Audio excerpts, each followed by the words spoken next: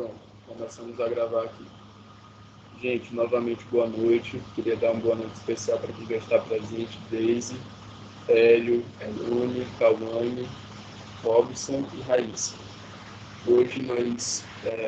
Boa noite, professor. Boa noite. Hoje nós vamos para a nossa última aula em termos de conteúdo, né? Nós temos a nossa os dois últimos conteúdos. E eu fico muito feliz, né, de estar com vocês. Hoje pela manhã também fiz um agradecimento ao pessoal. Eles foram efetivamente a primeira turma, né, de direito que eu dei aula enquanto professor. Então, existe uma simbologia muito forte. E também vocês, né, no mesmo dia, só que à noite, foram a minha primeira turma do noturno. Então, foi com muita felicidade que eu comecei a ministrar essa disciplina para vocês.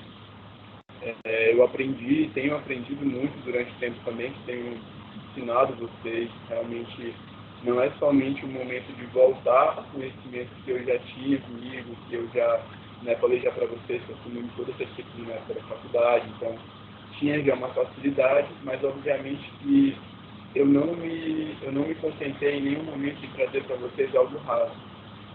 Tá? Eu acho que dentro das nossas possibilidades, dentro do tempo, das condições que nós tivemos, das dificuldades que nós tivemos quando mudamos aí o formato em razão da pandemia, né? Todas as circunstâncias que realmente vai ser o período mais atípico que nós vamos ter. Eu espero, né, que não tenha mais nada ali para frente que nos coloque aí tantas mudanças tão bruscas em tão pouco tempo, né, que nos exigiram muita adaptação, muita compreensão.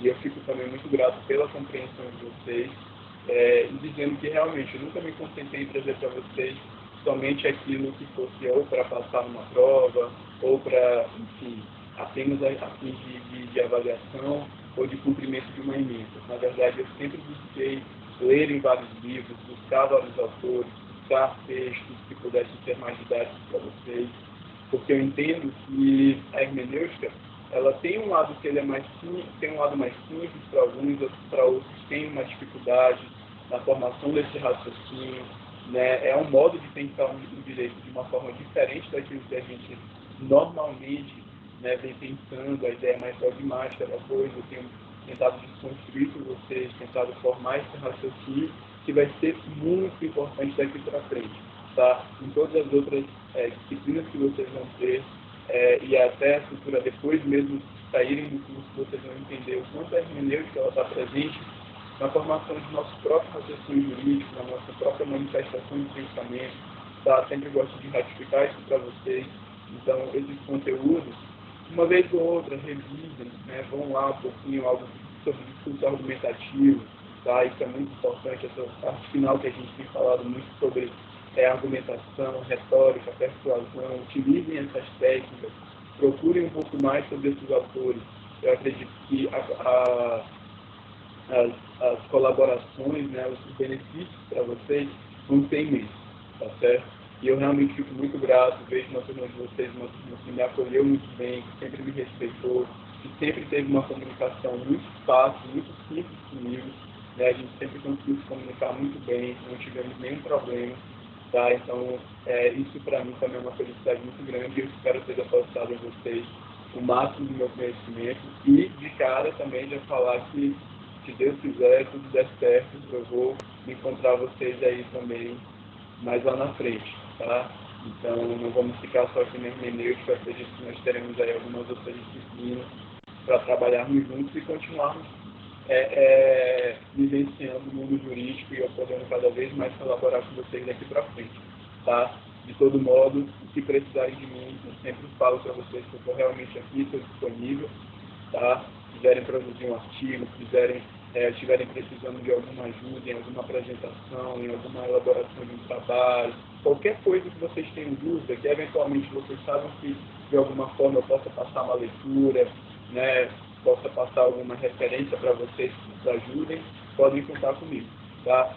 E hoje, gente, a gente vai terminar falando sobre os dois últimos conteúdos, né? Eu tinha deixado já, ele era lá no início da dogmática jurídica, né, dos conteúdos mais dogmáticos, que é esse hermenêutica de jurisdição constitucional, E o outro, que é o de teoria da argumentação e separação dos poderes, é o nosso último conteúdo da emenda de fato, tá? E aí o que acontece? Quando a gente fala sobre hermenêutica de jurisdição constitucional, perdão, na nossa emenda nós temos 3 pontos principais. Ele primeiro fala sobre os conflitos no tempo e no espaço, depois sobre retroatividade e impedimentos à retroatividade, e por fim ele efetivamente fala sobre as regras da hermenêutica constitucional, né, que são os critérios diferenciados para a aplicação hermenêutica, né, a interpretação e aplicação através desse viés hermenêutico, né, das normas jurídicas,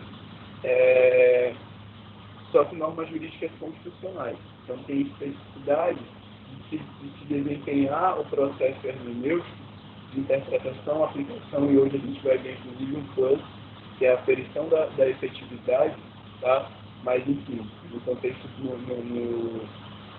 no conceito básico que eu dei para vocês, né, de interpretar para aplicar, a gente vai ter uma especificidade quando a interpretação e a aplicação for de normas constitucionais. E aí a gente vai entender isso ao final desse primeiro tema. E falar sobre conflitos no tempo e no espaço. Gente, conflitos no tempo e no espaço é um conteúdo que vai ser trazido para vocês em vários outros ramos do direito, tá? Vocês vão observar que cada um deles, professor, boa noite. Não estou conseguindo entender o que você está falando. Gente, alguém mais está com problema para ouvir a minha fala, para entender? É somente a Cauã. Dá para entender, só que tem bastante chiado. Tem bastante chiado? Deixa eu dar uma olhadinha aqui se melhora, só um minutinho.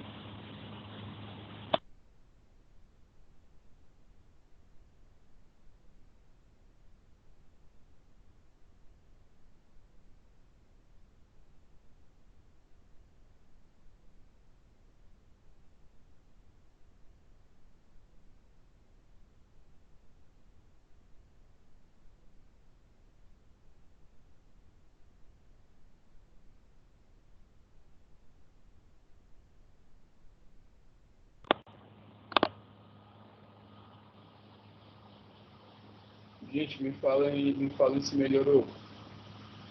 Estão conseguindo me ouvir melhor agora?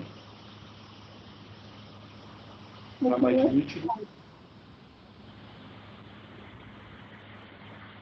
Oi, estão me ouvindo? Continua, agora melhorou, está mais alto, mas só com um pouco de chiado. Acredito que o chiado ele vai continuar um pouquinho. Eu quero saber se vocês conseguem me ouvir bem com esse chiado ou não. Melhorou um pouco. Melhorou, né? Elone, você consegue me ouvir? Hélio, Cauane, Natanael. Sim, professor, sim, com chiado, mas tá dando para ouvir. Melhorou, tá certo. Se piorar de novo, vocês falam comigo, tá? Gente, falando sobre conflitos no tempo e no espaço, como eu estava dizendo, é um conteúdo que ele vai ser apresentado para vocês sobre várias vertentes, na medida, a depender da seara do direito que vocês vão estar estudando. Né? Então, nós vamos ter várias especificidades lá do conflito no tempo e no espaço, em relação às normas de direito penal, em relação às normas de direito civil, tá certo? E aí, deixa eu só abrir aqui o slide.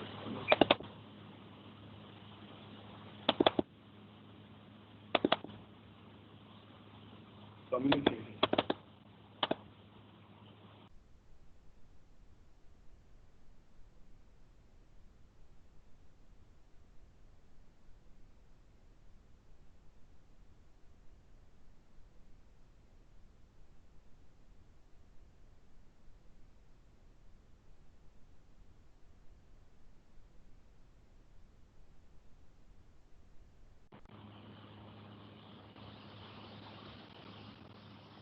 Vamos lá, desculpa aqui, chegou a gente aqui em casa, já estava só adequando aqui para a gente. Gente, quando a gente fala sobre conflitos no tempo e no espaço, a gente tem que entender que esse conteúdo está diretamente ligado à própria doutrina dogmática da incidência normativa, que entende o fenômeno normativo, e não só o fenômeno normativo, mas o próprio ordenamento jurídico, enquanto um sistema simultaneamente estático e dinâmico. tá? E a gente vai trabalhar essas ideias de estaticidade, né, e dinamicidade. Primeiro que conflito no tempo e no espaço. Então, conflito no tempo e no espaço está ligado à ideia de incidência. Quando a norma ela vai incidir, tá? A norma jurídica vai incidir sobre um determinado fato, necessariamente vai ser discutida, né, o seu caráter estático e o seu caráter dinâmico. E, nesse momento, vão surgir os eventuais conflitos, tá? No momento em que ela incide, né? Seja se ela vai incidir ou se vai ser outra norma, naquele determinado local, naquele determinado momento. Se existe uma lei nova, qual é a lei que vai se aplicar em relação a um determinado fato? Então, são questões que são dadas para a gente dentro desse conteúdo. Então, a ideia, né, de um sistema que ele é estático é justamente, quando a gente fala de incidência, é justamente a própria questão de validade, já trazida por Kelsen. Tá? Vocês lembram muito bem de Kelsen disse que a norma ela vai ser válida quando ela realmente deriva de uma norma superior que atribuiu a uma certa autoridade a competência para a produção daquela norma. Então, essa é a ideia de estaticidade do sistema. O sistema ele tem essa rigidez, ele tem essa forma, tá, estática de criar normas, de gerar normas no seio desse ordenamento jurídico, tá? E não se foge a esse esquema de produção de novas normas. Tá? Então, é uma ideia estática. Quando a gente fala sobre a ideia dinâmica, então a gente, na verdade, entra diretamente nesse conteúdo, porque a dinamicidade do sistema jurídico ela se dá em razão das situações subjetivas que vão acontecer quando do câmbio, né, da alteração das normas ou quando da simultaneidade da eficácia das normas em contradição. Então, quando a gente vê o câmbio de normas, então é uma lei nova que surge e revoga uma lei anterior, tá? Ou quando existe a simultaneidade da eficácia. Nós temos duas leis que se aplicam, parecem regir aquele determinado fato, né? Só que apenas uma delas irá reger. Tá? Então, como é que a gente vai fazer esse sopesamento do princípio? Como é que a gente vai aplicar mediante o critério de especialidade, né, a resolução das últimas leis que a gente já estudou? Especialidade, hierarquia, cronologia, tá? Então, por exemplo, uma obrigação firmada sob a vigência de uma lei, e ela conforme, quando se altera essa lei, ou sendo substituída por outra cujo conteúdo torna ilícito o objeto daquela obrigação que foi contratada sob os moldes da lei anterior. O que vai acontecer? Tá? Essa vai prevalecer, essa obrigação não vai poder mais ser exigida, então são os confrontos que nós vamos começar aí a nos deparar quando a gente fala sobre incidência normativa. Tá? Nesse sentido, gente, a incidência ela significa a configuração atual de situações subjetivas e a produção de efeitos em sucessão. E aí eu trouxe para vocês o passo a passo, até chegarmos na incidência, qual é o passo que vem antes dessa norma incidir. Primeiro, nós temos que pensar, como eu falei para vocês, sobre a própria estaticidade do sistema. Nós temos que pensar que a norma ela passa a ser válida, tá? E começa a viger. A norma que é válida e começa a viger, ela pode ou não estar apta a produzir efeitos e adquirir, portanto, eficácia. Ou seja, aqui, nesse primeiro momento, a gente diferencia três conceitos principais. Validade, e a validade para nós, aqui na visão de Kelsen, tá? Uma norma que vai ser válida, já falei para vocês anteriormente, vem de uma autoridade que uma norma superior conferiu o poder para produzir essa norma. Tá? Quando a gente fala sobre vigência, eu falei para vocês na aula passada, a vigência dessa norma é a entrada dela no ordenamento jurídico. Então, um momento ela diz, olha, gente, cheguei, passei pelo processo legislativo, tá? Nível federal, por exemplo, passei pela Câmara dos Deputados, passei depois pelo Senado Federal, fui sancionado pelo presidente, enfim, passei pelo processo legislativo prescrito pela Constituição, então tem vigência. E aí tem uma vigência aquela questão, né? Será que ela vai ter o período de vacatio legis ou será que ela começa a viger imediatamente? Geralmente a vigência ela é imediata, tá? Mas a eficácia ela vai estar relacionada à própria possibilidade de produção de efeitos. tá? Então, quando ela passa pelo processo legislativo, ela já está vigente. Mas, se eu protraio, a gente usa até essa expressão, né? Protrair, se eu realmente adio a produção de efeitos dela, ou seja, eu falo, não, essa norma já está vigente, passou pelo processo legislativo, no entanto, né, aí na verdade sim entra a ideia de vacatio legis, no entanto, ela somente vai poder produzir efeitos daqui a 90 dias. E aí, nesse momento em que eu distancio a produção de efeitos dela, que geralmente vem diretamente com a vigência, né? A norma entra no ordenamento jurídico e já consegue produzir efeitos, nesse momento a possibilidade dela de produzir, ela vai ser prolongada, tá? Ela vai ser prolongada não, ela vai ser adiada, melhor dizer, tá certo? Então a ideia de eficácia é o momento em que ela vai realmente conseguir produzir seus efeitos, ou ter a possibilidade de produzir, tá certo? E isso vai estar disposto na própria norma. Como vocês sabem, né, as leis no final de todas elas nós temos lá. Esta lei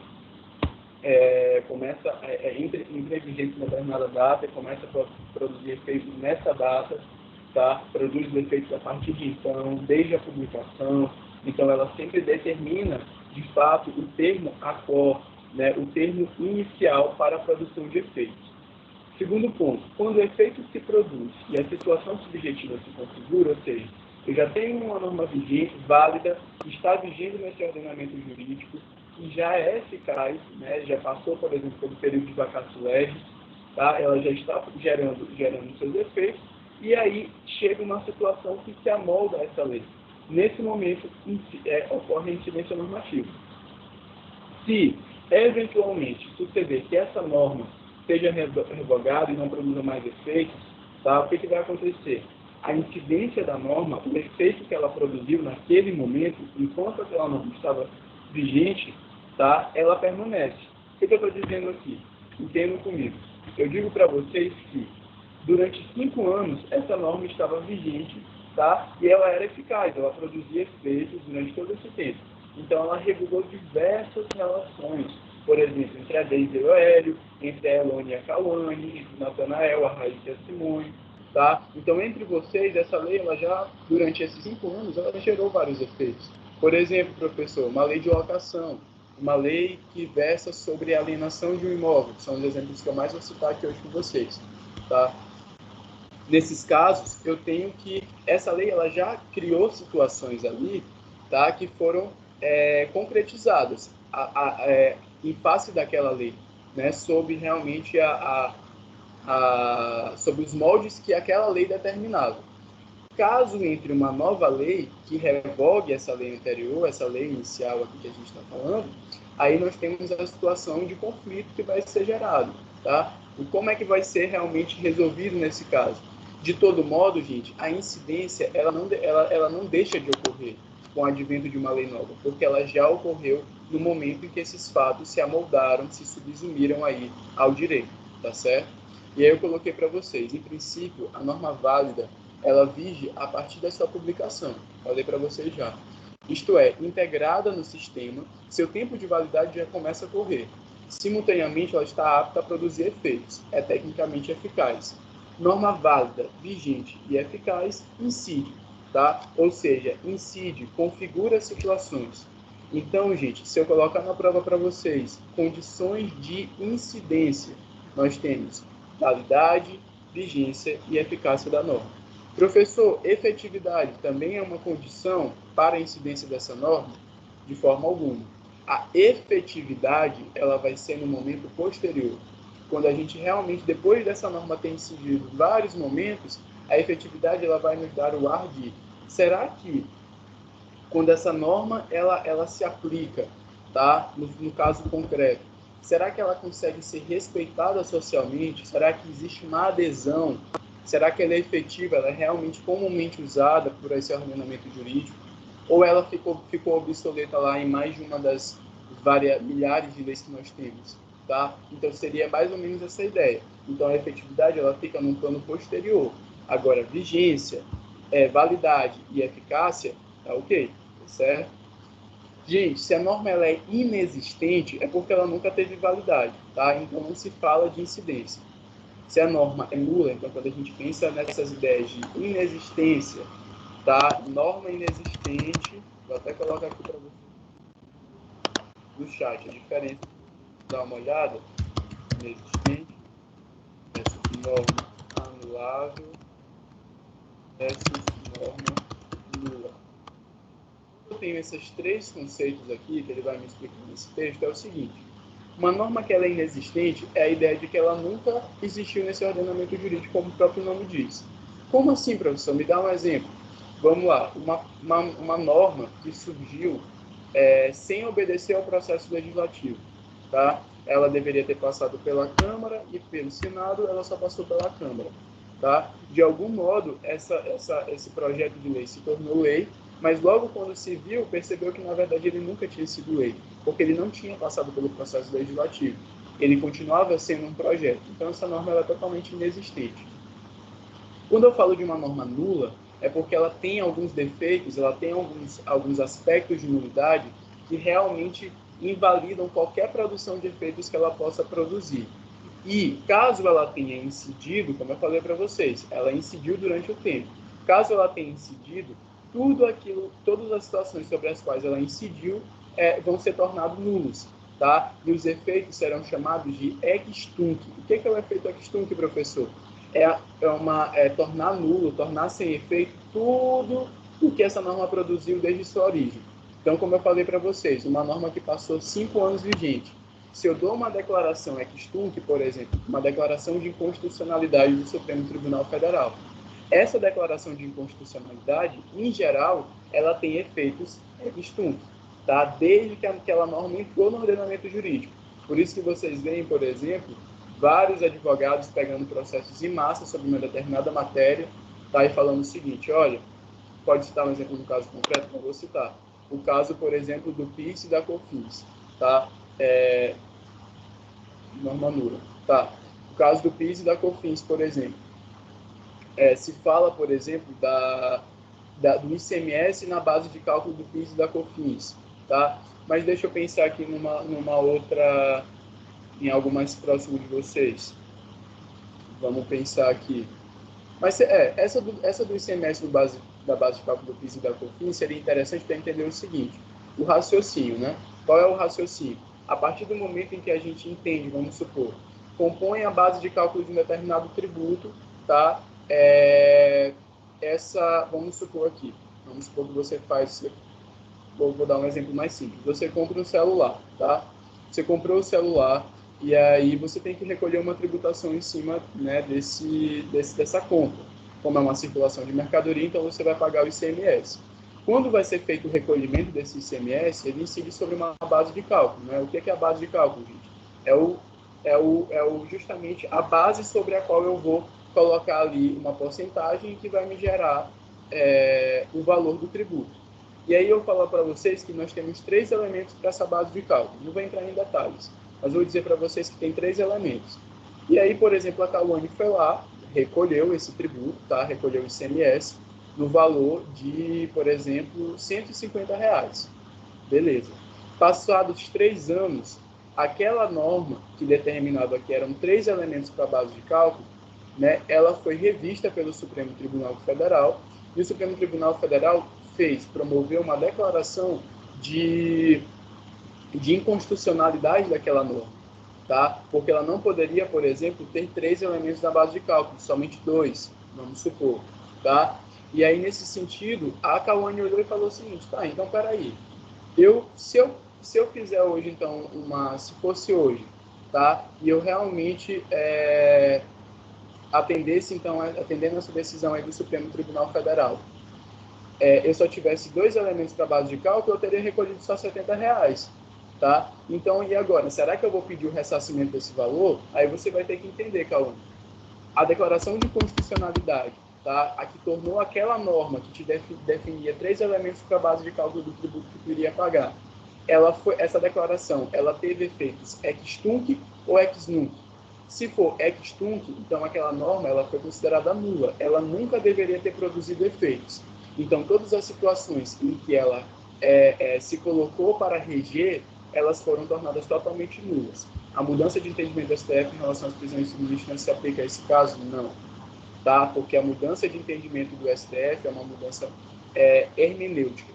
Tá? Não é uma mudança em razão de vícios dessa própria norma. Quando eu falo de uma inconstitucionalidade, o Supremo Tribunal Federal está fazendo um outro juízo, que é o juízo de saber se aquela norma ela está ou não adaptada à Constituição.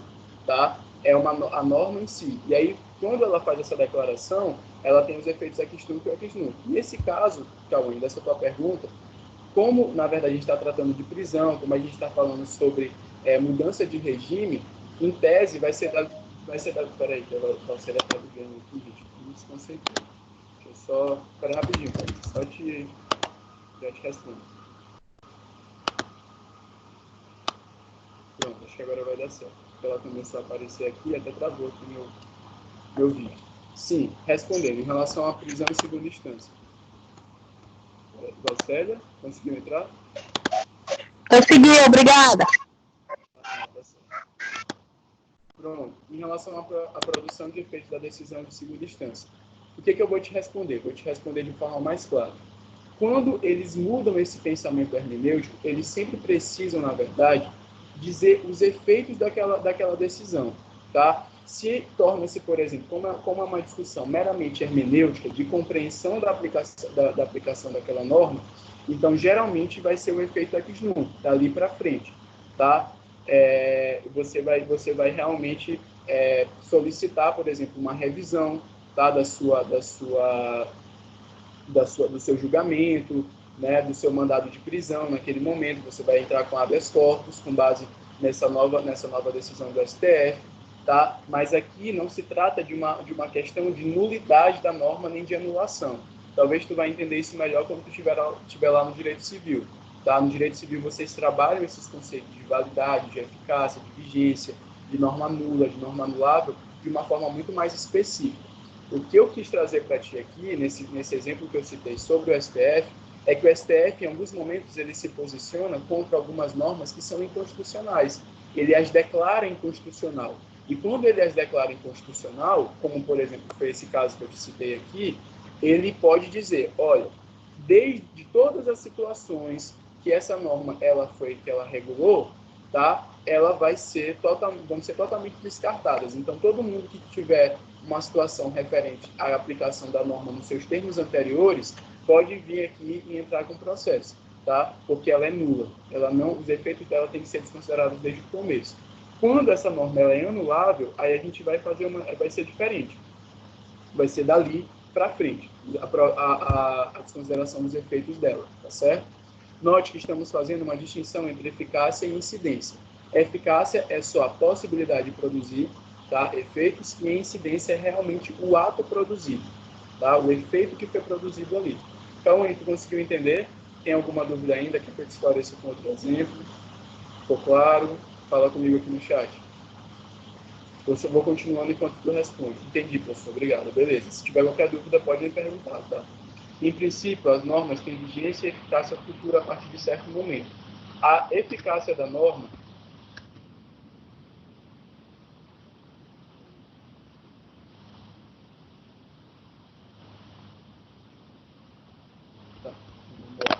A eficácia da norma, porém, pode ser retroativa. Embora destinada à vigência para o futuro, nada impede que, em tese, a norma possa produzir efeitos no passado. Ou seja, a vigência é sempre desde já para o futuro.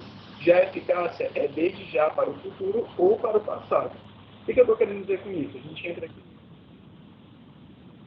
no tema da aula de hoje, que é sobre retroatividade. Gente, quando eu falei sobre vigência, eu falei sobre entrada no ordenamento jurídico. Então, é um momento, por exemplo, eu já citei esse caso com o pessoal lá da manhã. Vamos supor que a Raíssa é uma aluna nossa. Hoje foi o primeiro dia de aula dela. Então, ela chegou aqui na sala, falou: oi, tudo bom, professor? Me chamo Raíssa, acabei de conseguir fazer minha matrícula, tá? Já estou matriculada, minha matrícula é essa, vou participar das aulas. Olha, Raíssa, chegou um pouco tarde, porque já chegou na última aula, mas você já está, né? Você já é aluno. É a mesma coisa da norma, né? Quando ela entra no ordenamento jurídico, passou pelo processo legislativo, ela já está vigente. Então, dali para frente, ela passa a ser norma no ordenamento jurídico. Dali para frente, a Raíssa passa a ser aluna de direito da Unilassal, tá? Só que, o que pode, quando a gente fala sobre eficácia, tá? Sobre produção de efeitos, em tese, os efeitos dela enquanto aluna vão ser daqui para frente. Então, ela vai fazer a prova de reposição, ela vai fazer a prova final, tá? Eu não vou conceder os benefícios que eu já concedi para vocês anteriormente, de fazer uma primeira prova, de ter os trabalhos, tá? Só que, de modo excepcional, eu posso sim falar para ela, olha, Raíssa, é o seguinte, como tu entraste agora, eu vou retroagir, tá, as minhas determinações. Então, em relação a você, você vai ter um prazo aí para entregar essas atividades, você vai fazer uma prova especial, etc. e tal.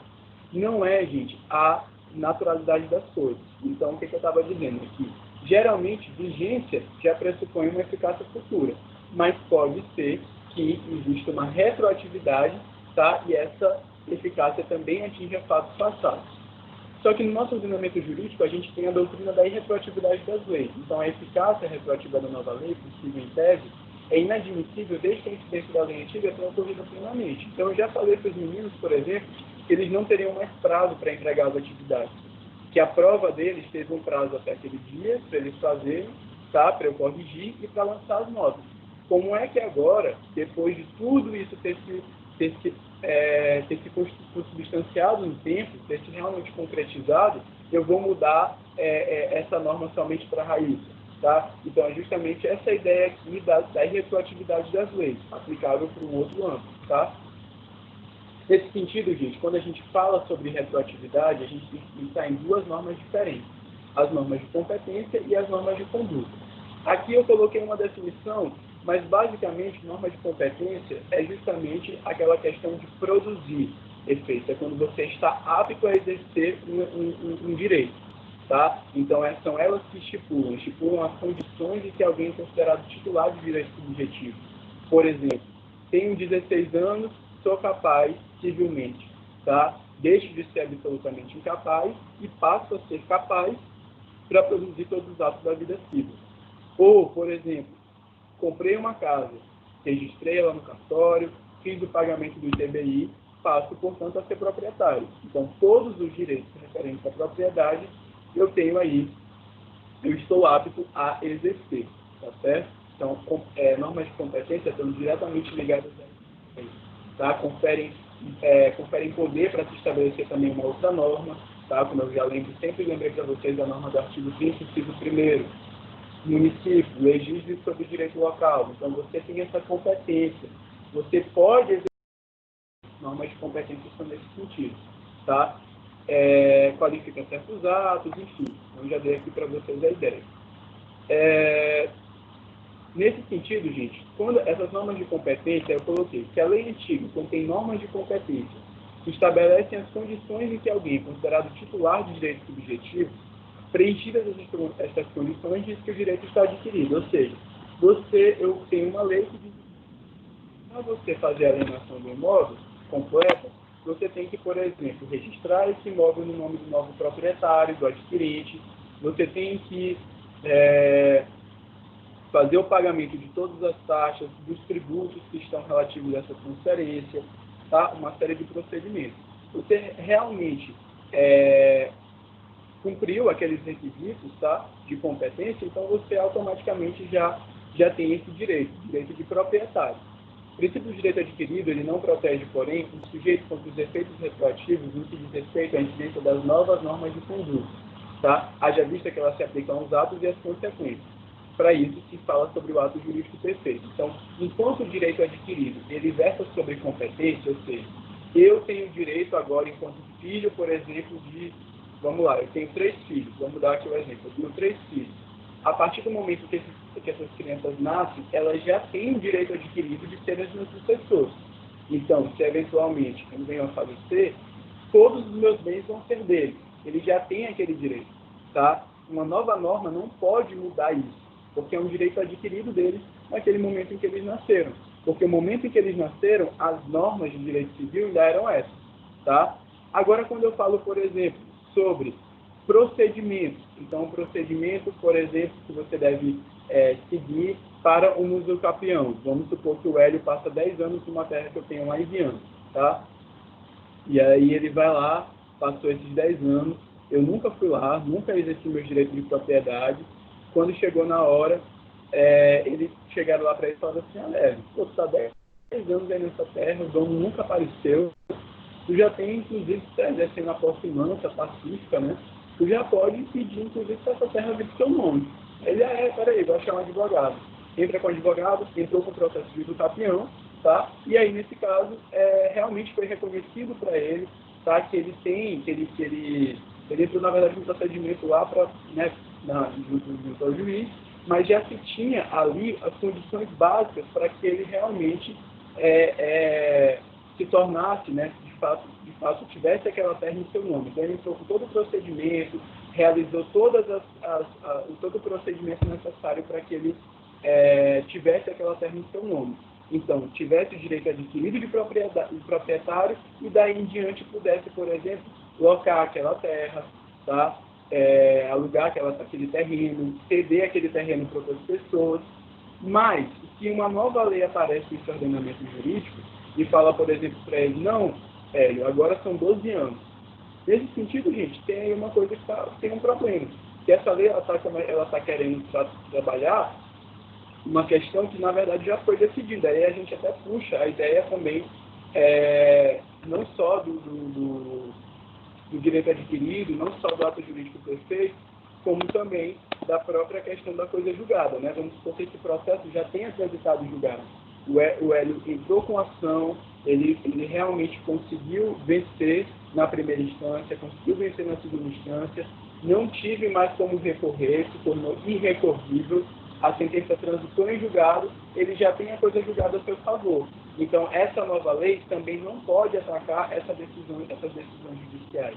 Não pode afetar o direito dele adquirido de proprietário e também não pode afetar todos os atos que ele produziu enquanto proprietário daquela terra, tá certo? Então, a visão, gente, sobre essas três limitações, desses três impedimentos, quais sejam, novamente, direito adquirido, ato jurídico perfeito e coisa julgada, na verdade se trata tudo aquilo que ocorreu durante o momento de vigência daquela norma e de eficácia daquela norma, melhor dizendo. Ela estava vigente no ordenamento jurídico, ela estava produzindo efeitos, surgiu uma nova lei, e aí essa nova lei precisa observar esses três pontos, tá certo? Precisa de observar e não pode descaracterizar que o Hélio agora é proprietário, não pode descaracterizar a alocação que o Hélio fez, por exemplo, dessa terra para Cauã, e do mesmo modo ele não pode descaracterizar uma decisão judicial que já transitou em julgado. Conseguiram entender? Esses são os três pontos relacionados diretamente aos impedimentos da retroatividade. Eu já tinha, inclusive, falado para vocês anteriormente sobre eles, tá? Em algumas outras aulas. E sempre deve se observar, quando se fala sobre retroatividade, a questão do ato jurídico perfeito, da coisa julgada e do direito adquirido. No Brasil, o princípio da retroatividade, se tiverem dúvida, falem comigo no chat, tá? É delimitado constitucionalmente. Aí eu coloquei alguns exemplos para vocês, tanto na lei penal, quanto na lei tributária, quanto nas normas de introdução ao direito brasileiro, que definem as noções de direito adquirido, ato jurídico perfeito e coisa julgada. Essas noções, esses conceitos envolvem dificuldade interpretativa, gente. Por quê? Porque eles não deixam de ser constituições dogmáticas. Como todas as constituições dogmáticas, nós temos aí alguns problemas, quando a gente tenta colocar tudo nas caixas, né? Então, por exemplo, quando eu falo de uma norma que ela começou a produzir o efeito durante a vigência de uma lei e ela continua produzindo efeitos na vigência de uma nova lei. Então, como é que a gente vai fazer essa distinção? Por exemplo, eu joguei aqui o caso da correção monetária, né? Como fica, por exemplo, o contrato que prevê o pagamento da prestação por correção monetária, quando no curso do prazo a correção monetária se extingue? Todo contrato, gente, sempre é colocado, né? Aquele valor será reajustado mediante o IPCA, mediante a Selic. Vamos supor que do dia para a noite a IPCA sai, não é mais um método de correção monetária. E a correção monetária ela vai acontecendo, né, de acordo com o decurso do tempo. E agora, quando esse método definido ele saiu do ordenamento jurídico, como é que a gente vai fazer? Tá? Então, nesses momentos, a gente realmente começa a se deparar com problemas em relação a essas ideias aqui, tá? De ato jurídico perfeito, de direito adquirido, tá? Essas questões são colocadas aí à prova, certo? Mesmo se essa aqui, principalmente com o contrato jurídico perfeito. Agora, em relação ao direito adquirido, se um trabalhador quite com suas obrigações previdenciárias, solicita sua aposentadoria por tempo de serviço, e durante esse meio tempo, o ato de concessão e o pedido, vem uma lei nova que altera de 30 a 35 anos. Então, ele já tinha a expectativa do direito de se aposentar, ou ele já tinha realmente o direito de se aposentar? E aí, isso é uma discussão muito comum para a gente hoje em dia, pós-reforma previdenciária. Vocês sabem que houve alterações, tá, na questão da idade, dos requisitos, melhor dizendo, para a solicitação das aposentadorias. Só um minutinho que está passando aqui um barulhento ali na avenida. Pronto. A partir do momento, gente, em que ele entra com pedido, vem a lei nova, e aí, essa lei nova vai atingi-lo? Geralmente não, né? A gente sabe que não vai ser assim. Ele já tinha os requisitos, veio a lei nova, entrou em vigência, só que ele já estava no processo de solicitação. Já tinha uns 30 anos, então para ele vai continuar do jeito que está, tá? Para ele ainda vai se aplicar essa condição da lei anterior. Só que, se ele faltasse, por exemplo, uma semana para ele completar os 30 anos, entrou essa lei nova, ele ainda não tinha nem pedido o benefício, e aí, ele agora vai precisar passar mais 5 anos trabalhando. Então, essas questões realmente são questões que colocam aí, né, junto aos nossos tribunais, a decisão, tá? E aí é quando a gente vai fazer a modulação dos efeitos dessas normas, tá? Que estão ali regendo esse caso concreto. Vou ter aqui para vocês também uma exceção à retroatividade, um exemplo muito claro de exceção à retroatividade que se dá lá no âmbito do direito penal, quando, por exemplo, existe um crime. Quando eu descriminalizo um ato. Então, descriminalizei, por exemplo, o adultério. No momento que eu descriminalizei o adultério, aí, Cauane, volta à tua pergunta. Criminalização do adultério torna nulo todos os efeitos, tá, das prisões relativas a esse crime. Tá? Então, talvez seja até um exemplo mais claro para te deixar aí mais próximo do teu questionamento anterior. Tá? Então, por exemplo,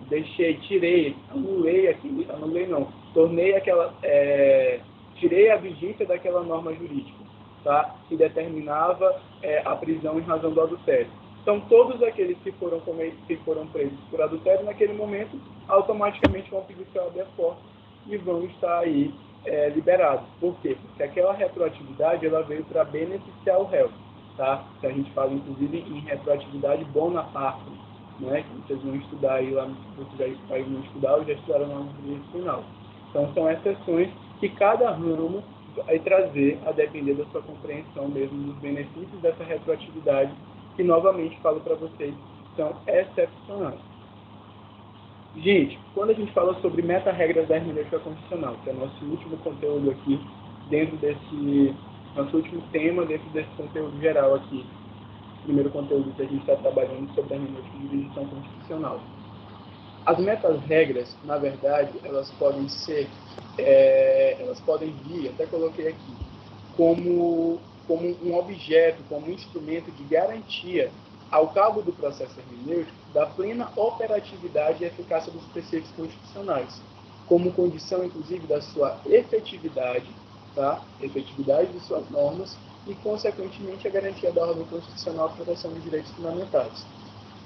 Efetividade, realização do direito no mundo dos fatos, desempenho concreto de sua função social. Falei para vocês já desse conceito anteriormente. A efetividade está muito mais ligada à ideia de essa norma, ela está produzindo efeitos no mundo social, no mundo dos fatos, tá? Esses efeitos são respeitados, são aderidos por essa população, são aderidos por aqueles que aplicam o direito, tá? Ou essa norma está obsoleta por ali. Então, as normas constitucionais, gente, em razão da sua própria importância, elas devem sim os efeitos que o legislador constituinte, né? O poder constituinte originário, ele previa, e até o poder constituinte derivado também em suas emendas.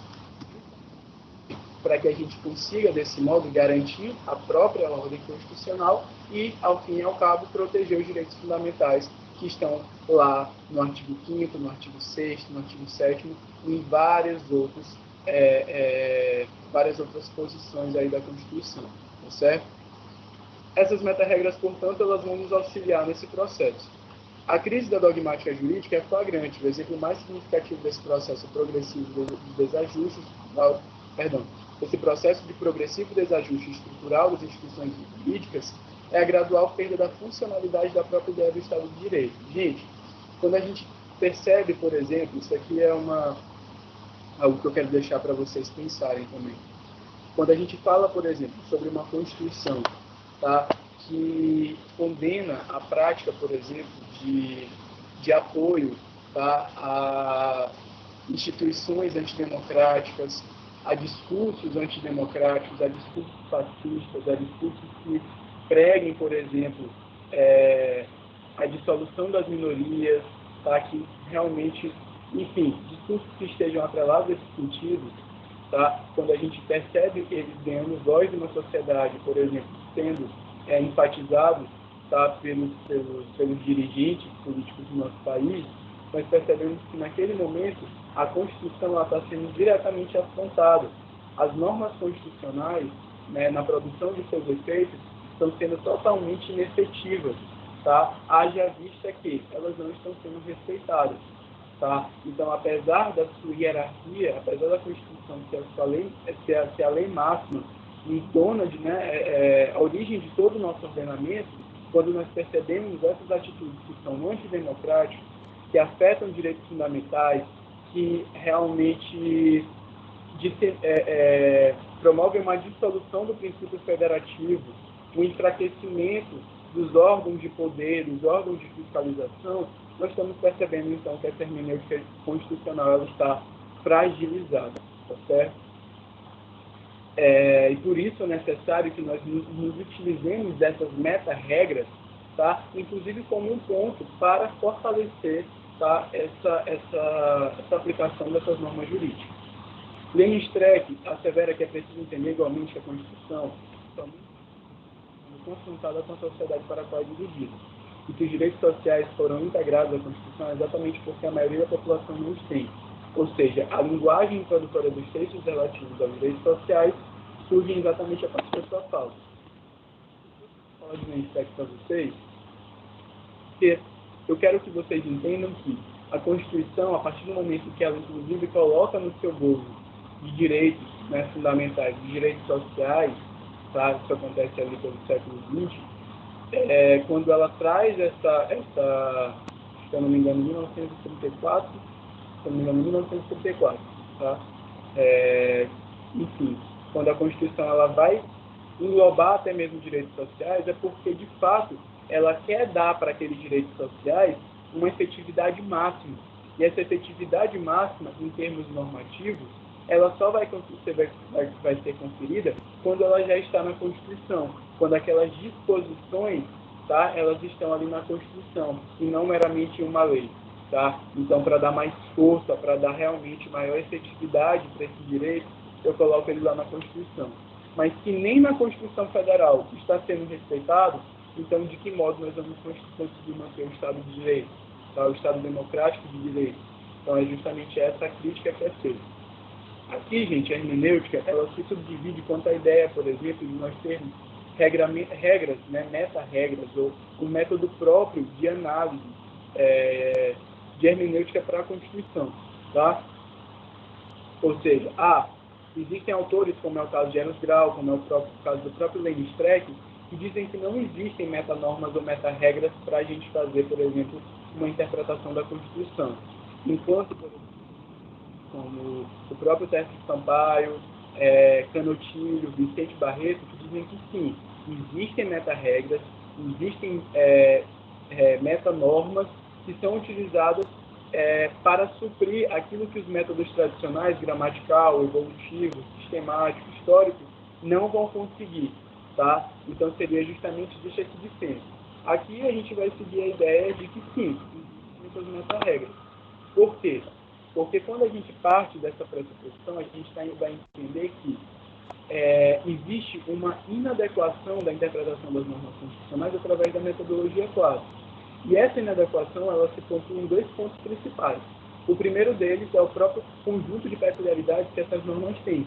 em relação às demais normas do ordenamento jurídico. Como falei para vocês, superioridade hierárquica, a própria natureza da linguagem constitucional, o conteúdo específico, ou seja, direitos fundamentais, regulação do Estado, dos poderes, né? Todas essas questões que têm uma importância gigantesca para a própria Constituição do Estado, tá?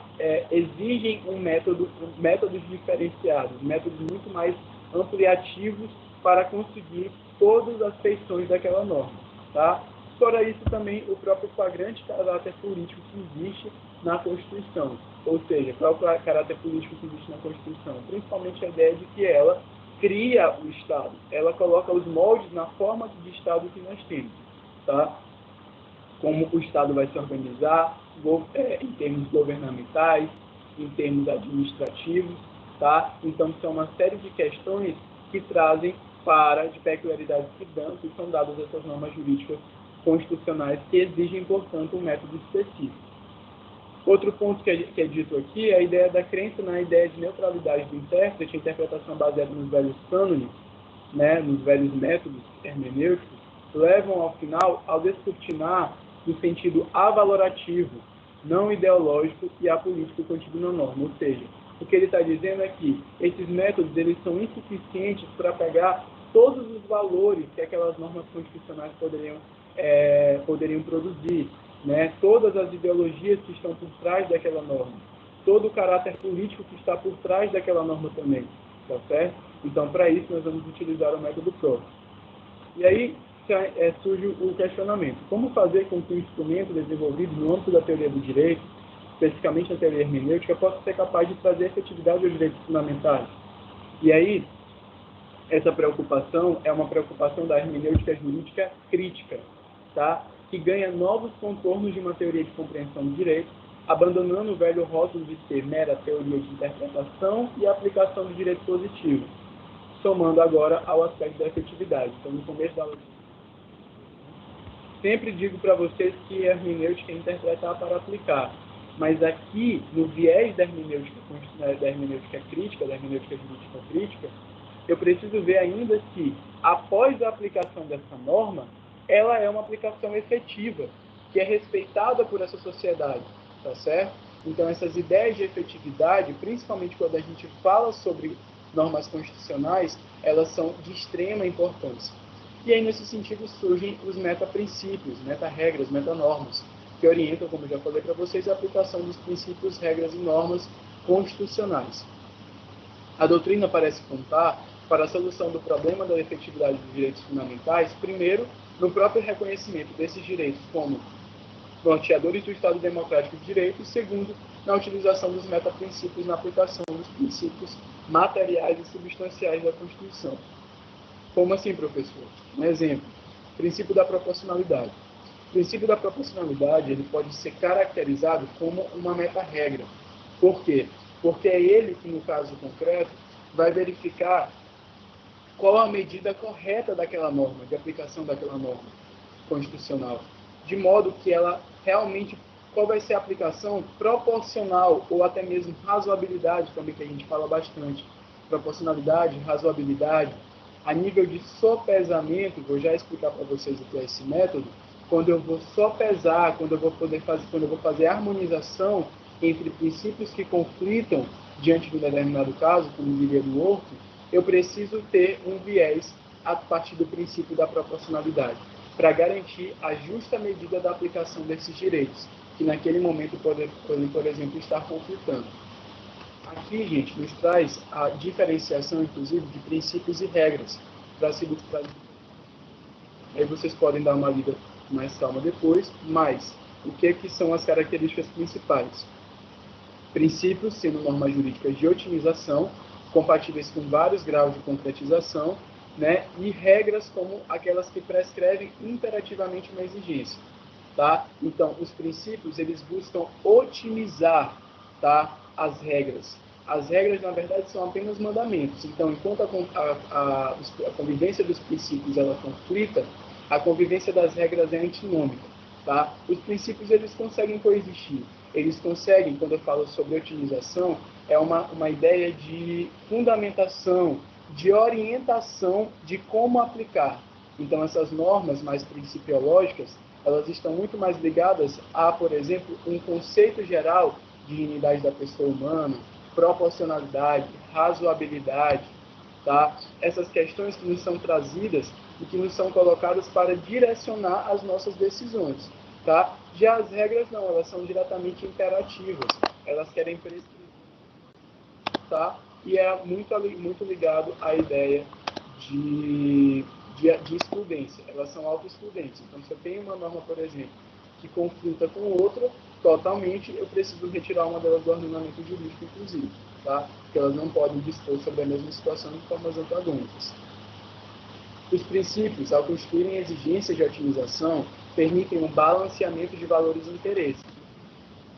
Mas essa regra do tudo ou nada, consoante o seu peso e a ponderação de outros princípios eventualmente conflitantes. Então, por exemplo, gente, quando eu falo sobre direito à intimidade, à vida privada, e ao mesmo tempo eu falo sobre o direito à livre opinião, tá? Livre manifestação do pensamento. E aí eu cito um caso, por exemplo, de um artista, tá? Uma pessoa que é uma figura pública, que tem um aspecto da sua vida privada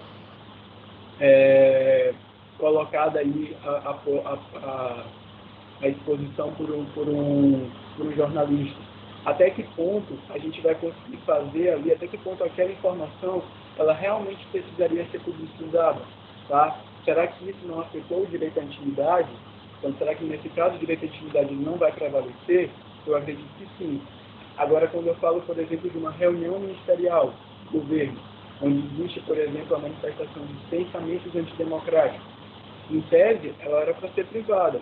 Mas a partir de que ponto o Celso de Mello passou, quando ele fez essa harmonização, ele pensou o seguinte: não, esse conteúdo merece via público, tá? Justamente porque ele é um conteúdo avesso a todas as instituições democráticas, tá? E põe em xeque a nossa democracia, então, em razão dos riscos, de forma excepcional, eu preciso publicizar, tá certo?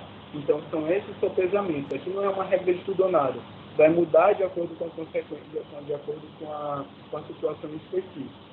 Já as regras, elas não deixam espaço aberto, tá? Para qualquer outra solução. O que vale é aquilo que está disposto ali no mandamento. Direito penal, matou, pena de tanto a tantos anos, tá?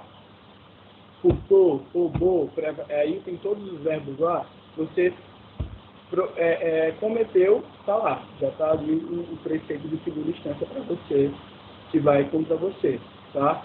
É a norma de segunda categoria, que seria a pena, tá certo? Em caso de conflito entre princípios, estes podem ser objeto de ponderação, harmonização, pois eles contêm apenas exigências, tá? Que devem ser realizadas. As regras já contêm as fixações normativas definitivas, sendo insustentável a validade simultânea de regras contraditórias. Os princípios suscitam problemas de validade e peso, ou seja, de importância, de ponderação. As regras, elas colocam apenas questões de validade. Se elas não são corretas, elas devem ser alteradas, certo? Essas regras, elas acabam, né, segundo Eros Grau, formando um cânone de aplicação e interpretação do direito.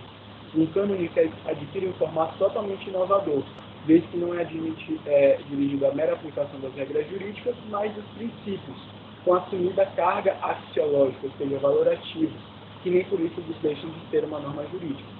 Tá? E aí outras coisas do Estado Democrático de Direito, que tenho falado aqui na aula, tá? Inclusive para Kelsen, o princípio do Estado Democrático de Direito, ele é um princípio que representa a decisão política fundamental tomada pelo povo brasileiro, que levou a reuniões dos representantes na Assembleia Nacional Constituinte e a ruptura com a ordem constitucional anterior.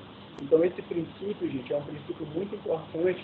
Por quê? Porque ele traz realmente, ele consubstancia a nossa decisão de nos tornarmos democráticos, tá? De sermos representados por uma Assembleia Nacional Constituinte lá em 88, né, quando da elaboração dessa Constituição, e optar pelo modo em que esse Estado vai ser regido. Então, quando eu tenho um princípio desse, tá, que vai ser colocado, por exemplo, em sopesamento com outros princípios, como, por exemplo, princípio que deslumbra a proteção de uma intimidade, de uma vida privada, eu tenho que fazer um sopesamento, tá? Eu tenho que utilizar regras que são as regras que, inclusive, do Wolfram trabalha muito bem, Alexis trabalha muito bem, quando eles falam sobre essa harmonização que deve ser feita no caso concreto.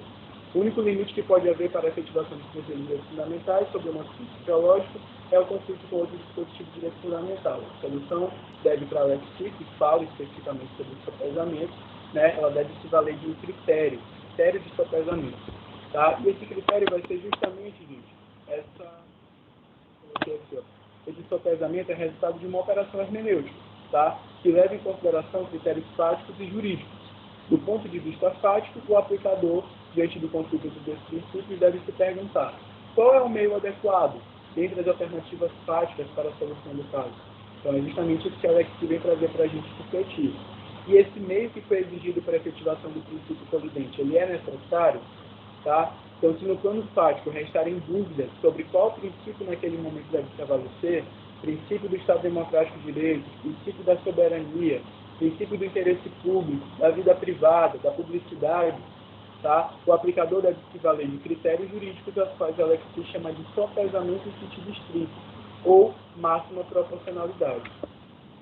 Qual é a premissa básica? A premissa básica, gente, do Alexis é o seguinte: é que quanto maior o grau de sacrifício de determinado princípio que está colidindo com o outro, maior deve ser a importância do princípio prevalecente. Ou seja, se eu quero divulgar uma reunião ministerial que tem um teor, né, muito forte, muito invasivo, que vai produzir diversos efeitos de todo um barulho político aí e social daí em diante, eu preciso entender, tá, que afetar esse princípio de intimidade, de privacidade naquele momento, ele vai, de fato, ele deve ser afetado em prol de um outro princípio que para aquele momento é mais importante ser concretizado. Nesse caso é o princípio da publicidade e até mesmo do próprio Estado de Direito, Estado Democrático de Direito.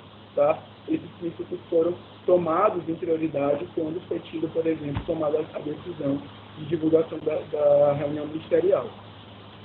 A máxima da proporcionalidade é uma operação jurídica hermenêutica, que deve levar em conta diferentes pesos dos princípios colidentes, dando-se preferência para a prevalência do princípio de maior importância jurídica fundamentais.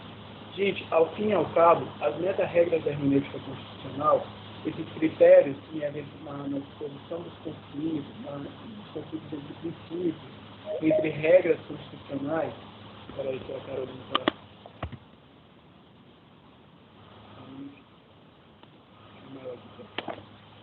Essas regras, esses dispositivos, eles nada mais vão ser do que uma própria interpretação hermenêutica que visa, ao fim e ao cabo, preconizar, concretizar esses direitos fundamentais que a Constituição Federal nos traz. Tá? Então, nós temos sempre que pensar que a análise ela deve ser feita a partir de e com a finalidade de proteger os direitos fundamentais que estão previstos constitucionalmente. Tá certo?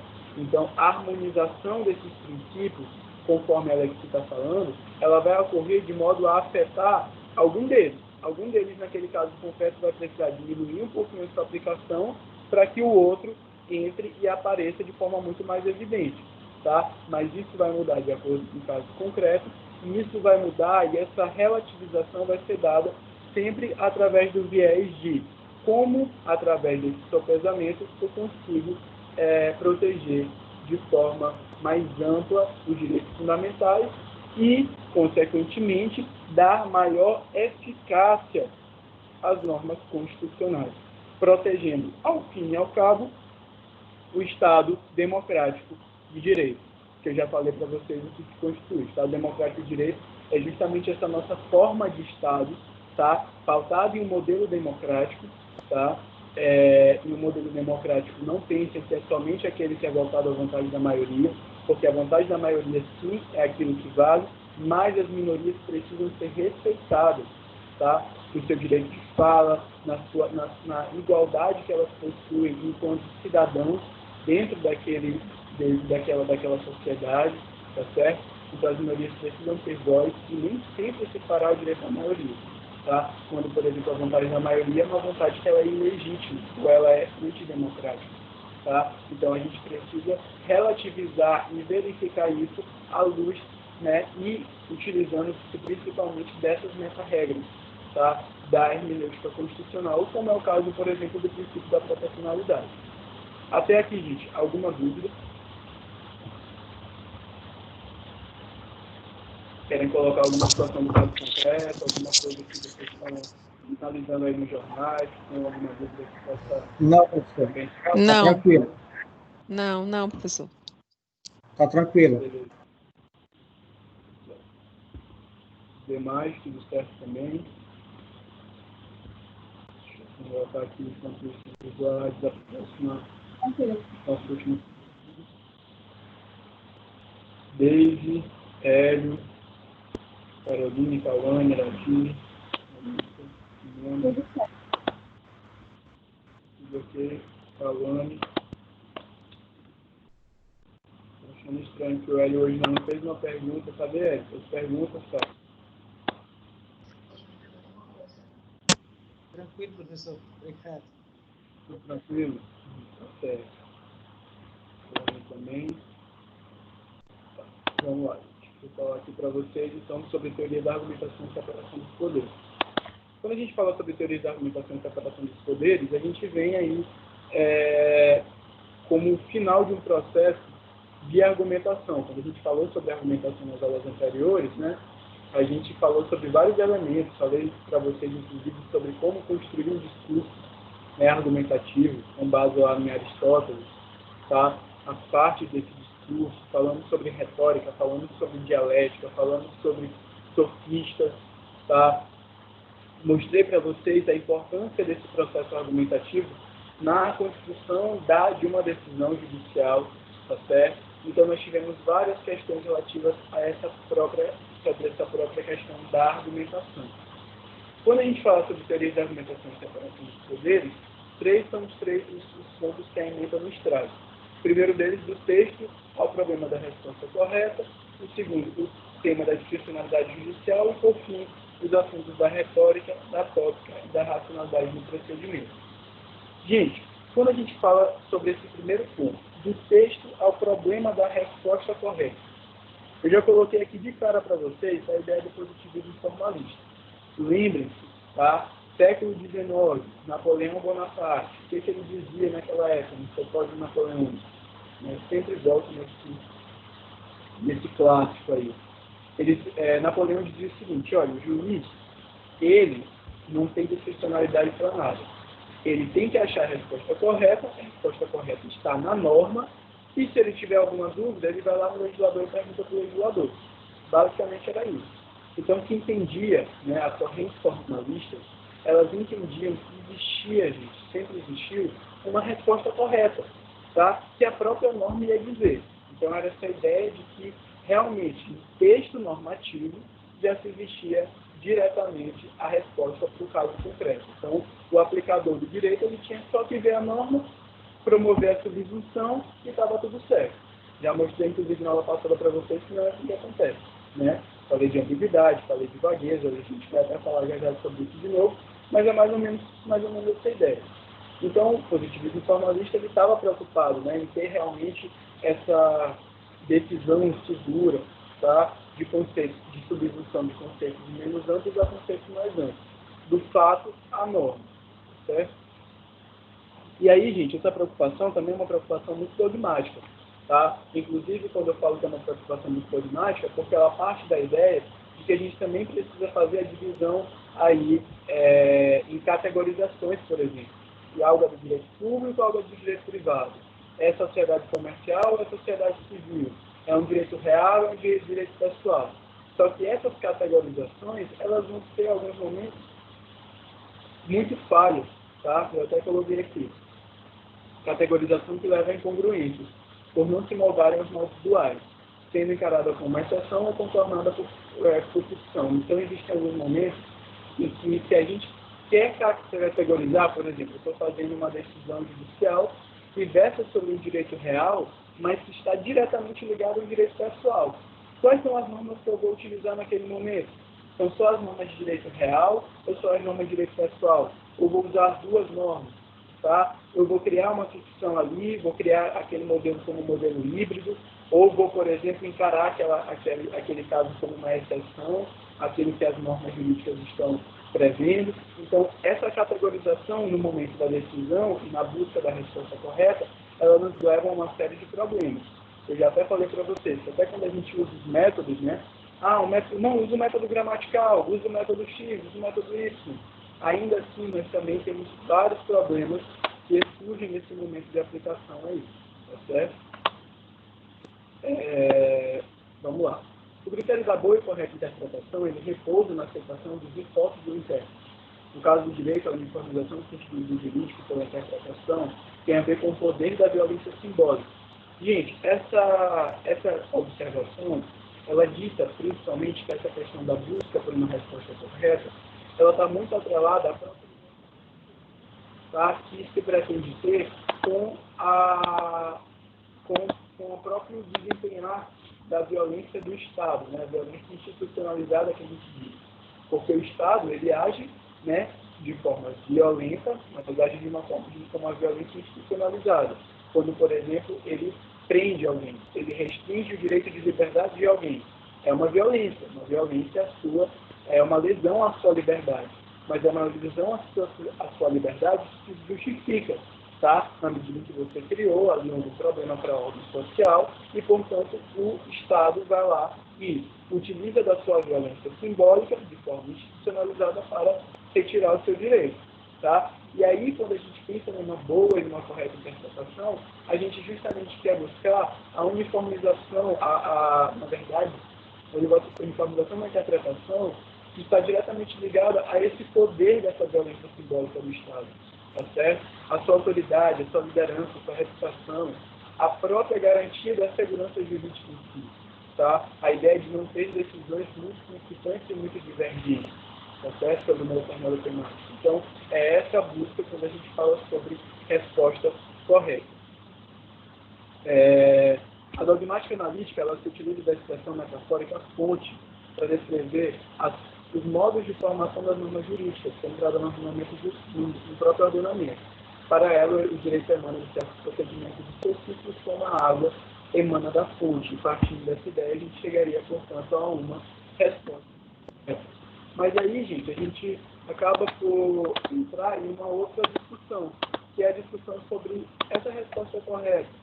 Ela vai ser alcançada somente através das normas, conforme o formalista civil, ou também existe e é permitido uma margem de discricionalidade para a solução daquele caso, tá?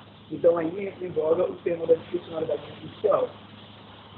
Nesse sentido, gente, o princípio da discricionalidade, ele defende a possibilidade dada pela lei que, prescrevendo apenas os fins a serem atingidos pelos atos, nesse caso, o ato jurídico decisório, deixa uma margem de liberdade para a definição pelo julgador dos conteúdos desse decídio. Ou seja, eu dito para ele que ele, naquele crime específico, ele só pode, por exemplo, vou usar aqui para com vocês, a gente está tão teórico, vou usar aqui um exemplo bem prático para a gente visualizar. E para mim, exemplo prático que ele está no direito não. Vou usar aqui. Pronto. Vou usar aqui, deixa eu ver se constrangimento ilegal. Vamos lá. Constrangimento ilegal é o crime que está previsto no artigo 146, tá? Constranger alguém mediante violência ou grave ameaça, ou depois de lhe haver reduzido por qualquer outro meio a capacidade de resistência, a não fazer o que a lei permite ou a fazer o que ela não manda. Detenção de 3 meses a 1 ano ou multa. Eu constranjo alguém, tá? Então vamos ver aqui os verbos. Constranger, mediante violência ou grave ameaça. Botei aqui na tua cabeça uma arma. Falei, faça isso. Só que esse fazer teu, tá? Que nesse momento totalmente, tu não tinha como resistir, porque eu tinha colocado uma arma na tua cabeça, né? Tu estava sem a possibilidade de agir de forma voluntária, tá? Então a tua resistência foi totalmente coibida por mim, através da minha atitude de constrangimento. E esse constrangimento ele se deu com um fim. Que fim é esse? O fim de você fazer algo que é ilícito, tá certo? Algo que a legislação penal não permite. Não está aqui. É capaz de não fazer o que a lei permite ou fazer o que ela não manda. De 3 meses a 1 ano. Então, o que é que, enquanto juiz, eu vou verificar no caso concreto? Esse caso aqui, diante das provas que não se traziam, né, já estudamos sobre provas jurídicas, todas as provas vão apontar no sentido de que houve o constrangimento, aqui é a arma do crime, tá? Então, mediante violência ou grave ameaça. Tem uma arma que foi utilizada, então a grave ameaça se configura. Lembre-se, quando eu falei de provas jurídicas para vocês, eu falei que as provas, elas não necessariamente vão querer tratar sobre a questão de causalidade, mas sim de imputação. Elas vão querer provar que os elementos do direito aconteceram. Então, quando eu penso, por exemplo, numa grave ameaça, eu preciso pensar em tudo aquilo que está relacionado à grave ameaça. Nesse momento, por exemplo, gente, existe um elemento de discricionalidade. Eu posso pensar, por exemplo, que como a Daisy, né, no momento que ela estava coagindo, constrangendo a Iradi, por exemplo, ela não usou uma arma, ela utilizou um graveto. Ele era um graveto pontudo, mas ela utilizou esse graveto. O juiz ele pode pensar, cara, mas um graveto, não, isso não é uma grave ameaça, não configura o constrangimento, tá? Então, para ele pode ser isso, para mim pode ser não, mas esse graveto era pontudo, realmente a Iradi estava assustada, houve realmente um constrangimento, teve uma ameaça, a Daisy estava exaltada, teve todas as condições, teve uma testemunha que, por exemplo, disse que ela estava muito exaltada, estava dizendo que era para a Iradi fazer determinada coisa lá para ela, tá? Que não podia ser feita, mas a Iradi fez sob essas condições, tá? Então, realmente ocorreu o crime. Então, a discricionalidade é justamente essa possibilidade de aferição desse conteúdo, de decisão desse conteúdo. Houve ou não houve a grave ameaça? Houve ou não houve a utilização de meios que constrangeram aquele indivíduo a ponto dele, sob aquelas condições, fazer algo que normalmente ele não faria, tá certo? E aí entra-se na discussão ainda mais quando a gente fala, por exemplo, sobre as causas de aumento de pena, tá? Aí, por exemplo, as penas aplicam-se cumulativamente em dobro quando para a execução do crime se reúnem mais de 3 pessoas ou a entrega de armas. Nesse caso aqui, nós temos uma condição objetiva, mas condições subjetivas, por exemplo, deixa eu dar uma olhadinha aqui, um outro crime que nos traga uma causa de aumento de pena. Tá aqui.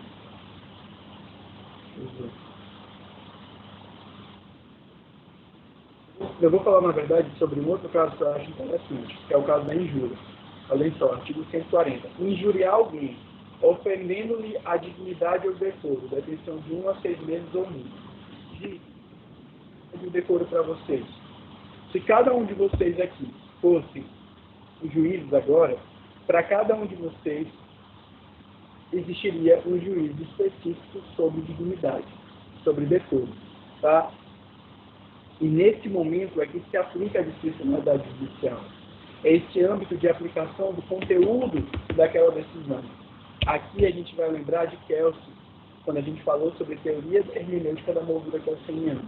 Eu falei para vocês que existe a moldura, e qual é a moldura no crime da injúria?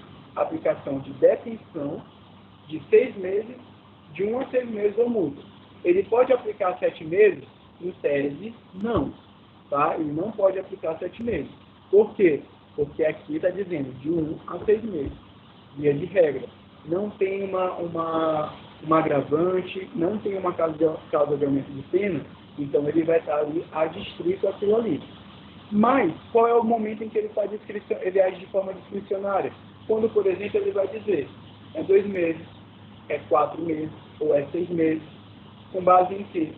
Com base no grau, por exemplo, que essa dignidade ela foi lesada, tá certo? E esse grau ele vai ser aferido mediante uma discricionalidade, tá certo? A gente precisa exemplos trazem bem essa visão do tema da discricionalidade judicial para a gente. Para autores como do Orco, por exemplo, não há possibilidade do juiz agir de modo discricionário, haja vista que o sentido na norma deve ser buscado através dos princípios dos quais ela decorre. E aí a gente fala sobre os princípios de do Orco que a gente estava vendo no ano anterior. Tá? Quando a gente fala disso, o do Orco está dizendo não há que se falar em uma discricionariedade. Na verdade, o que esse juiz vai fazer? Ele vai olhar para a dignidade e vai entender essa dignidade, no caso concreto, com base nos princípios que a norteiam, tá? E aí entra o nosso último tema a ser trabalhado, que é o tema da tópica, tá? O tema da tópica é o seguinte, eu coloquei aqui no começo. Haja visto o problema nuclear da dogmática analítica, consistir na identificação do direito para uma razoável e segura e certa aplicação, tá? Então a questão da definibilidade, a noção de fonte se apoia em diferentes lugares comuns proporcionados pela sociedade moderna, ou seja, soberania da lei, liberdade contratual, racionalidade ética. O que é isso aqui que eu estou dizendo para vocês? Isso aqui, na verdade, gente, já fala sobre tópica. A tópica é um modo de pensar, tá? Não é um método, não é uma técnica, mas é um modo de pensar a hermenêutica através da ideia de partir sempre de um problema, tá? E ir ao encontro de outro, para a resolução de um outro determinado problema. Vai ficar mais claro na medida que eu for passando os dados aqui com vocês, mas via de regra, o que eu quero que vocês entendam é que para decidir, segundo o método da hermenêutica crítica, a gente não vai partir de métodos fechados, tá? Métodos ali que vão nos dar, que necessariamente vão trazer, por exemplo, chegou aqui para a gente uma ideia, um problema relativo ao uso capião, um processo relativo ao uso capião. Quais vão ser os lugares comuns que eu vou partir, tá, para decidir um processo de uso capião? Lugares comuns, por exemplo, são de liberdade contratual, de utilização da propriedade, de forma mansa e pacífica. O que é o manso e o pacífico? Tá? Então a gente vai precisar entender esses conceitos para que ao final a gente fale sobre o uso capião e defina o direito de cada uma dessas partes. Explicando melhor para vocês aqui agora. Primeiro falando sobre a definição de tópica, a tópica é um nome específico nos livros do organon aristotélico, tá? O organon aristotélico ele representa o conjunto das obras lógicas de Aristóteles. Ainda assim, é caracterizado como um tipo especial de raciocínio, um método de pensar, tá? E vê principalmente as argumentações retóricas como dialéticas, né? Trabalhar com opiniões opostas, que estavam em diálogo, né? Geram através de um procedimento crítico. E aí a tópica ela vai se consubstanciar como os conceitos e proposições básicas dos procedimentos dialéticos estudados na tópica constituíam não axiomas, nem postulados de demonstração, axiomas são verdades universais, tá? Mas topoi de argumentação, ou seja, lugares comuns, fórmulas que são variáveis no tempo e no espaço de reconhecida força persuasiva no conflito de opiniões. Diga, Thiago. Professor, o senhor pode chamar a Luzete para a aula, porque ela está tendo dificuldade de entrar na sua aula. Um minutinho. Ligando aqui para ela.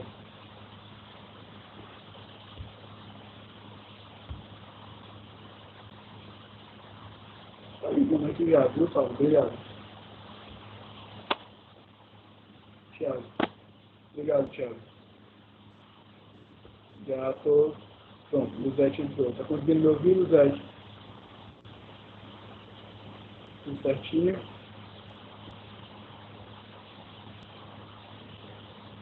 Tirar aqui o mute, tá? Vamos lá. Então, gente, esses lugares comuns, essas formas se constituem como os topos desse procedimento argumentativo. Vamos entender isso aqui de um modo muito mais prático, tá? Quero trazer esse conhecimento, que é um conhecimento ainda muito tradicional, muito teórico, para uma aplicação mais prática. Vou trazer para vocês, todos os slides vocês podem ver depois.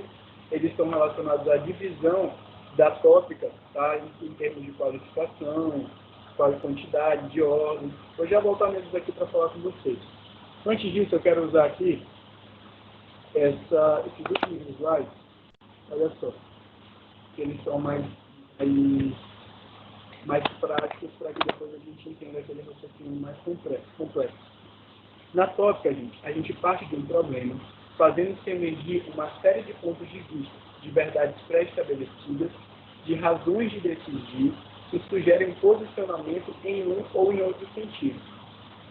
Wield, ele caracteriza os tópicos psicopós como são selecionados permanentemente, não como verdades absolutas, categóricas, mas sim aceitas em juízos de razoabilidade entre os interlocutores. Vamos lá. Estamos aqui de um tribunal de segunda instância.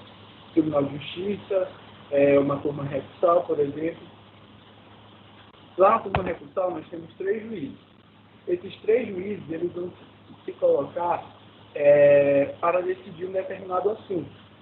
Quando eles vão decidir sobre esse determinado assunto, vamos supor, por exemplo, uma ação de alimentos, tá? Feição alimentícia.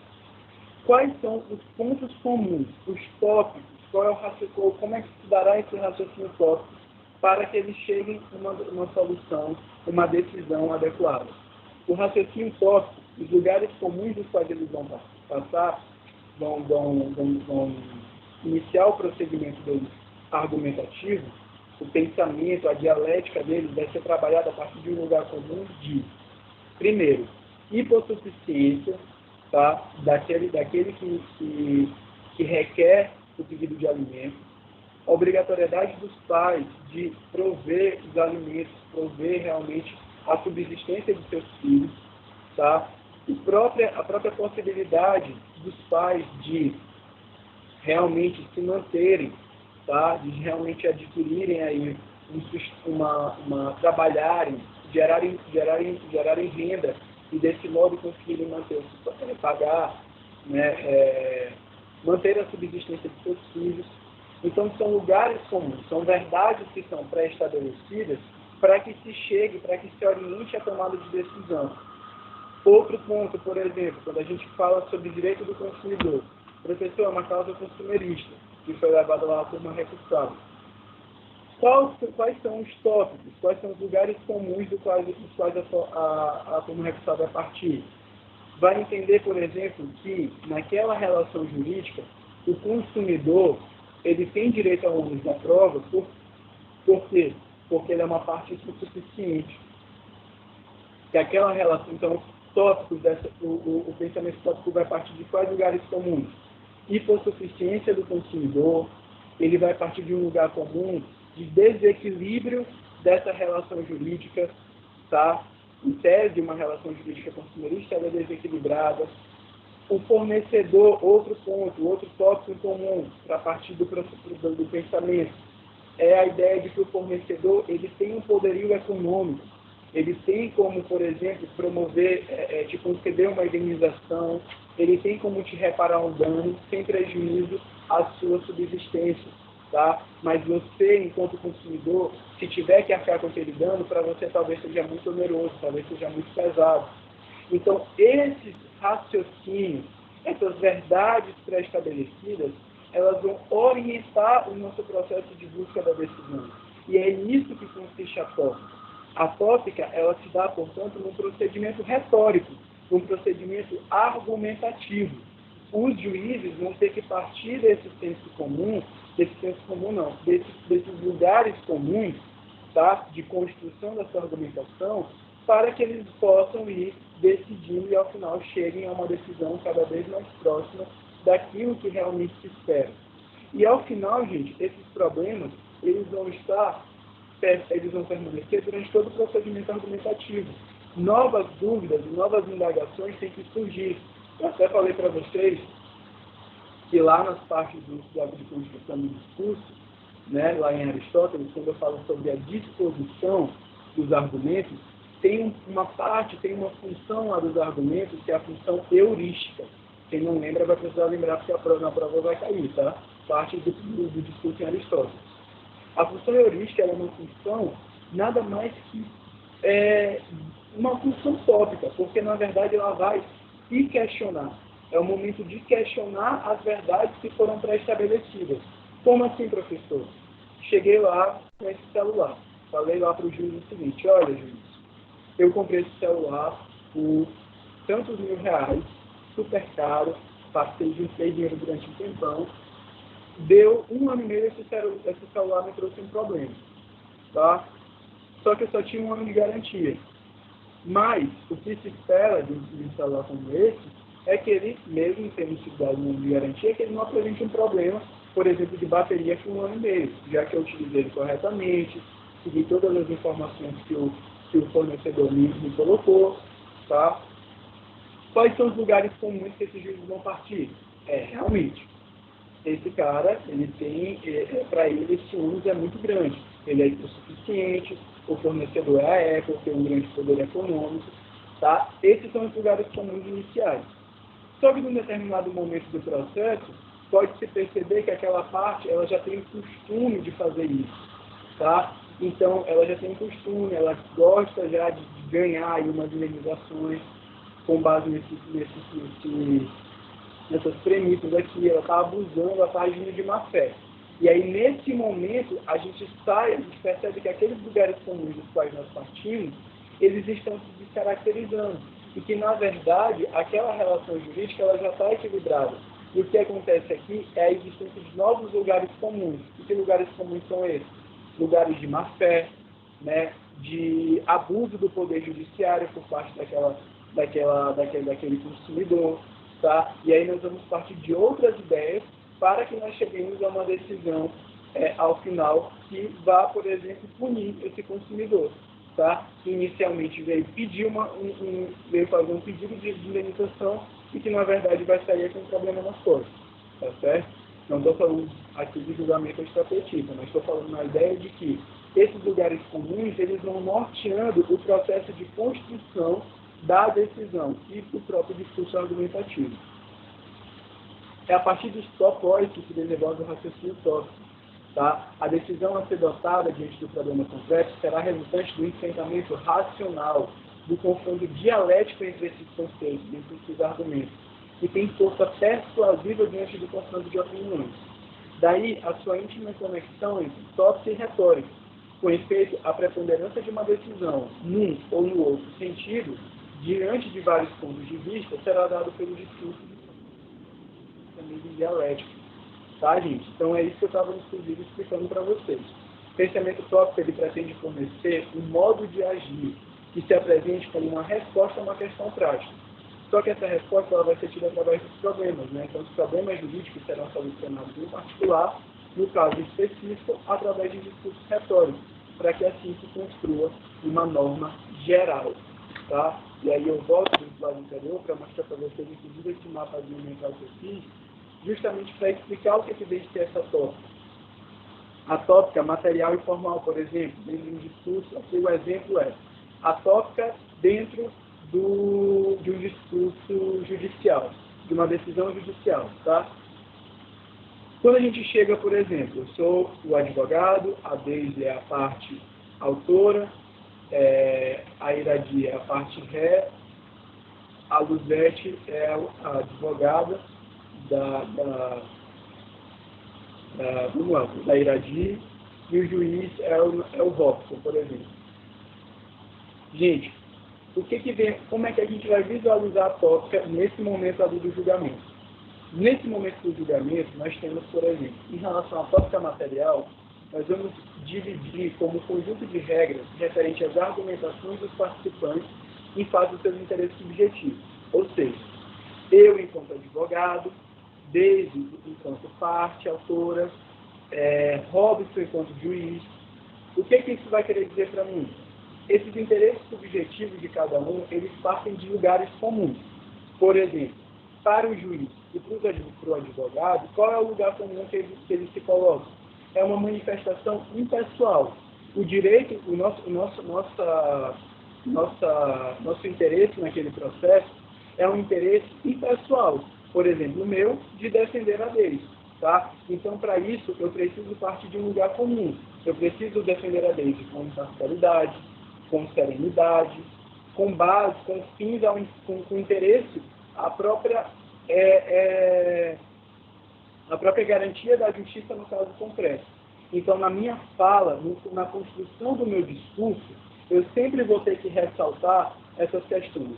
Eu sempre tenho que mostrar que, principalmente enquanto juiz, eu sou imparcial. Então, no caso do Robson, o Robson não pode partir de um lugar comum de parcialidade. Ele não pode dizer, não, nesse caso concreto aqui é da Deide, não quero nem ouvir aqui a parte contrária. Não, de forma alguma. Ele sempre tem que demonstrar sua imparcialidade. Eu, enquanto advogado, tenho que ser sereno.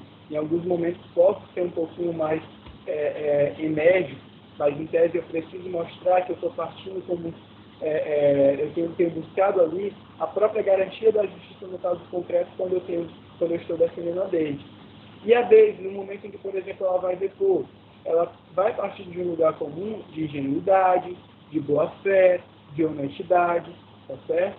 Então, as manifestações dela geralmente vão ter esse caráter de alguém que foi lesado em seu direito, que agiu de boa-fé e que a outra parte ali agiu de modo contrário.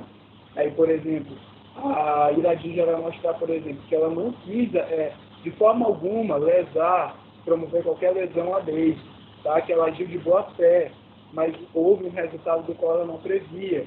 Tá? Então, são esses lugares comuns do discurso que vão ser utilizados por essas partes para a construção, para a proferição do discurso nesse processo dialético.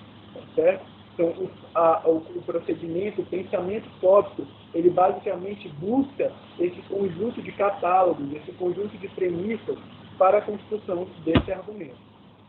Quando eu falo, por exemplo, de uma tópica formal, já são as regras, né, que vão conduzir essa argumentação.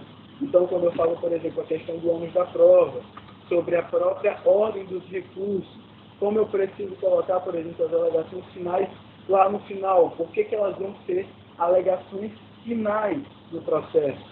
Por que, por exemplo, o processo de instrução ele acontece primeiro? O processo de conciliação e mediação acontece primeiro, e só depois o procedimento de instrução. Por quê? Porque se a gente pensa, né, que já conseguimos buscar ali uma conciliação entre essas partes inicialmente, não precisamos instruir aquele processo. Então, o lugar comum aí é o de racionalidade do procedimento judicial, de racionalização, de economia processual, para que não exista mais e mais audiências, mais e mais encontros desgastantes para aquela parte. Então, a tópica formal está justamente se orientando para essa questão. Vamos partir de lugares comuns, e que lugares comuns são esses? Tornar o processo cada vez mais vantajoso, tornar o processo a última das opções, tornar esse processo mais rápido, mais efetivo, mais ágil. Tá? Esses são os lugares comuns. E a partir deles, eu consigo, por exemplo, organizar os atos processuais. Eu posso, inclusive, organizar os meios de produção de prova com base nessas premissas. Então, quando vocês pensarem em tópicas, vocês vão pensar, na verdade, em premissas. Certo? Nesse sentido, gente, eu termino com vocês nesse slide aqui, que faz a divisão da tópica de primeiro grau e segundo grau. Quando eu falo de tópica de primeiro grau, é só um conceito específico, é só uma premissa específica. Por exemplo, essa lei, ela precisa ter, esse projeto de lei X aqui, ele precisa ter o apoio, ele precisa, na verdade, para se tornar uma lei, ser tomado de forma consensual, haja vista que nós vivemos em um Estado democrático. Por exemplo, primeira ideia. O que vem a ser o consenso?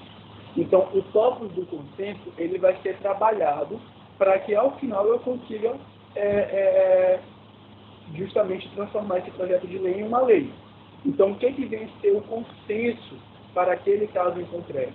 O consenso, por exemplo, é uma vontade da maioria. A vontade dessa maioria vai ser uma maioria simples, uma maioria qualificada. Por que uma maioria simples e uma maioria qualificada? Porque o consenso, para aquele caso, ele precisa ser mais forte, ele precisa ser mais adepto. Ou ele pode ser um consenso pautado na maioria simples, é uma lei mais simples, ela não tem tantas implicações. Então, a partir dessa ideia de consenso, uma ideia somente, eu consigo ir construindo todo o restante daquele procedimento argumentativo. Já na tópica de segundo grau, eu vou partir de um catálogo, por exemplo, tópicos gramaticais. Então, eu vou analisar a etimologia, as sinonímias, Quando eu falo, por exemplo, vou utilizar tópicos lógicos, então eu vou, por exemplo, olhar para esse caso e vou, por exemplo, pensar qual é a definição do conceito de propriedade privada, quais são os gêneros que tem nessa propriedade privada, quais são as espécies de exercício da propriedade, tá? Então, essa propriedade ela foi tida por uso capião, é uma propriedade originária. Isso são tópicos lógicos. São tópicos voltados, por exemplo, à definição, gênero, espécie. Os históricos também são testemunhos, às vezes, quando eu falei, por exemplo, para vocês de método histórico. Quando eu utilizo o método histórico, gente, eu nada mais vou fazer do que tentar buscar lugares comuns, né, para a aferição do meu processo argumentativo. E que lugares comuns são esses? O processo legislativo daquele momento, as condições sociais e econômicas que estavam naquele momento, que precisam ser estudadas para que eu chegue a uma decisão, tá certo? Então, é basicamente isso. Então, os tópicos de primeiro grau é somente um consenso isolado, tá? Um tópico, um método para desenvolver esse argumento tomado de modo isolado. Ou seja, o método para transformar um projeto de lei em uma lei é o consenso. Aí eu vou pegar esse método de consenso e vou destrinchar, tá certo?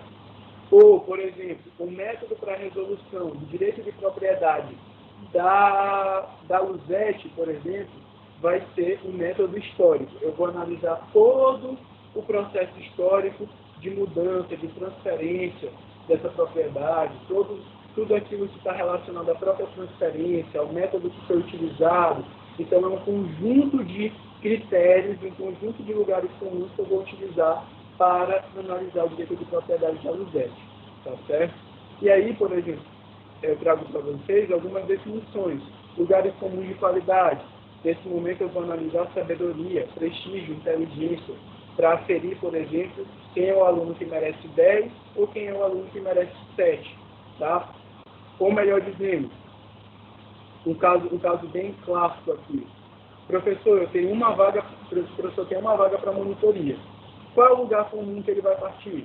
Aquele que é mais sábio, aquele que é mais esforçado, aquele que é mais que tem mais prestígio em termos de nota.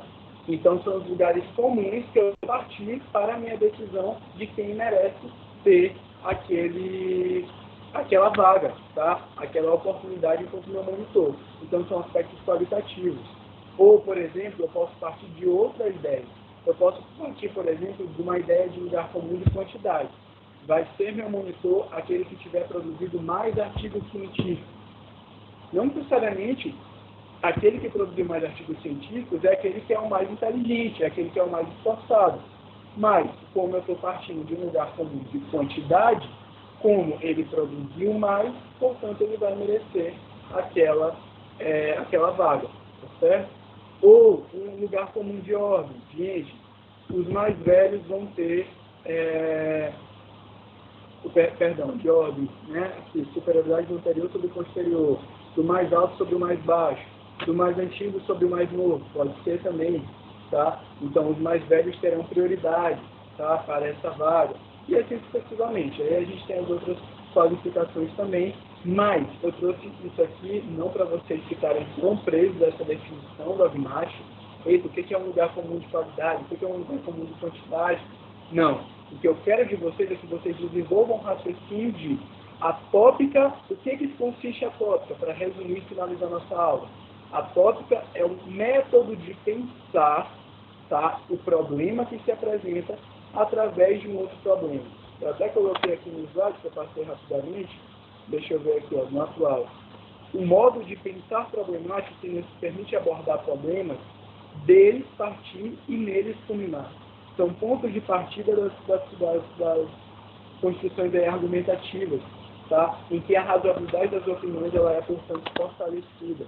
Tá? Então, quando eu quero construir uma argumentação, eu parto de um problema para chegar em uma solução, né? Ou outros problemas. Pensar o pensamento argumentativo com base nessa constante indagação. Tá? E aí, para isso, eu preciso partir de lugares comuns. É isso que a tópica vai me dizer. Pontos de partida inicial, premissas iniciais, em si são problemáticos. Tá? Por quê? Porque quando eu falo, por exemplo, para vocês, que eu tenho aqui, para conceder a minha vaga de monitor, eu vou partir de um lugar comum de qualidade, dizendo, por exemplo, aquele que for o mais inteligente. Mas aí quando eu falo, tá, aquele que for o mais inteligente vai ganhar a minha vaga. É um problema. Ao mesmo tempo que é uma solução, porque é o meu ponto de partida para a definição da vaga, é um problema. E que problema é esse, professor? Como é que eu vou aferir o grau de inteligência dele? Eu vou partir de um problema, de um tópico inicial, que é inteligência, eu vou para um problema secundário. Qual é? Como eu vou definir quem é o mais inteligente? Vai ser através de testes, reconhecido por instituições de ensino, ou não, ou vai ser através de uma dinâmica que eu vou produzir em sala de aula. Se for através de uma dinâmica, quais vão ser os requisitos que essa dinâmica vai ter, os critérios que ela vai estipular para que aquela inteligência, que é o nosso ponto inicial, ela seja aferida. Ou seja, nada mais é, gente, um raciocínio tópico do que o mapa mental que vocês fazem. É uma coisa puxando a outra, mas aqui dentro de uma ideia de argumentação, de construção da argumentação, para que, ao fim e ao cabo, eu chegue numa decisão. E aí uma decisão que revela, portanto, um procedimento, um processo hermenêutico de interpretação, aplicação e agora, nessa última aula, e à luz do conhecimento da hermenêutica crítica, efetividade do direito. Tá certo? Tiveram alguma dúvida? Tem alguma coisa para colocar, para complementar, gente?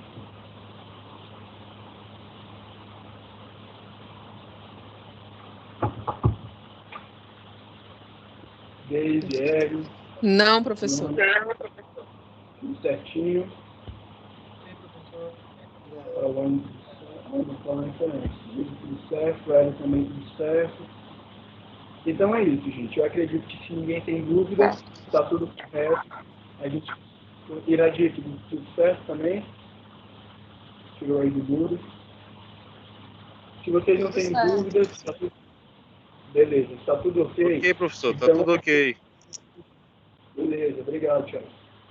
Aqui a gente consegue finalizar o nosso conteúdo, tá? Recomendo que vocês, agora no final, eu vou jogar lá a aula gravada, tá? O link da aula gravada está no grupo. Vou colocar um outro texto, tá? Que fala sobre a hermenêutica de jurisdição constitucional, para ajudar vocês um pouquinho nesse tema. Não deixem de olhar esse conteúdo no Técio Sampaio, tá? O Técio Sampaio foi tido como base para a construção, principalmente dessa aula de hoje. Ele traz isso de uma maneira bem didática. Algumas coisas aqui eu tentei trabalhar com um pouco mais de calma, porque lá nele talvez vocês possam ter algumas dúvidas. Mas se tiverem dúvidas, no momento que estiverem lendo, podem me perguntar.